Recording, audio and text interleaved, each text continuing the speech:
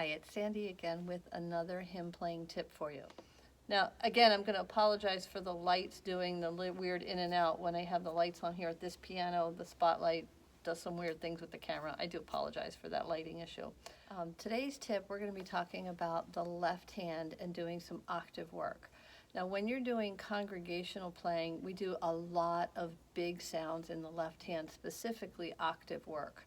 Now, if your hand is too small for octaves, you'd still have a couple of options. You can play kind of a rolled octave or back down and land on that lower note to get the fuller tone. Or if needed, you can just play the lower of the two notes to get that rich tone. But let's assume that your hand is large enough to play two of the same note at the same time, so you can play an octave in your left hand without a big issue. So what you can do with this is between the chords that are in your song, and the songs are built with chords, you can do some runs with your octaves. For instance, in the doxology, Praise God from whom all blessings flow. It's written in the key of G in the book that I have. So we're going to go from a G chord down to a D. So we're going from what we call the 1 chord to the 5 chord if you're following that way of analyzing your chords.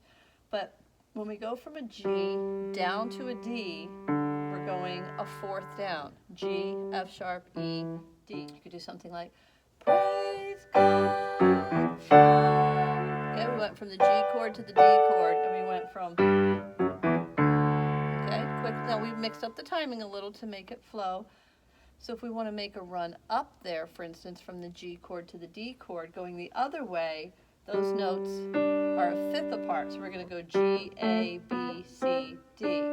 For instance, praise him, all creatures here below. We have praise him, all creatures. You see that? We're just running right up in the left hand there. So you could have, let's see, something like praise God. And then other things for this. Bless. Here's another place we could do a run between the bless, sings, flow. It's that same combination of going from a D to a G. Then we have it again. Praise. Here it is again from G to D, going up this time. Praise him, right there. G, G, D.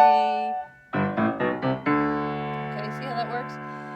Another song, Oh Worship the King. This happens to be in the key of A flat.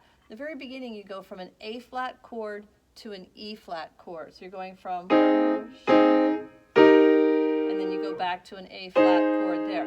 So you could put the run there. You're going from the 1 chord of the song to up to the 5 chord. So you've got 5 notes to work with. Oh, worship. Okay, and then you can jump to the next A flat, or you could real quick go. You could run it up there like that. Or you could do. Okay, so you can make those runs. Another example we have is Guide Me, O Thou Great Jehovah. In the key of G, it starts on a G chord and goes right to a C chord. So if we want to do a run up there, we have G, A, B, C that we're going to do. So we have something like, okay? Now if we wanted to go down on that, we could. Right? So if you're going up from 1 to 5, you've got 5 notes to work with from C to G. If you're going down, for instance, from C to G, you decide you want to go the other way, you've got 4 notes to work with. So you can kind of choose which direction you want to run with something like that. Whether you've got the 4 notes up, 5 down, or you've got the option of 5 notes up, 4 down, depending on which chords you're going between in your song. Try to start thinking of where you could put those little runs in your left hand. It really does add a lot to your playing. It gives it a lot more fullness. It gives it a really nice sound when you can put some of those short octave runs in that left hand. This is Sandy at Playforministry. I'll be talking to you later.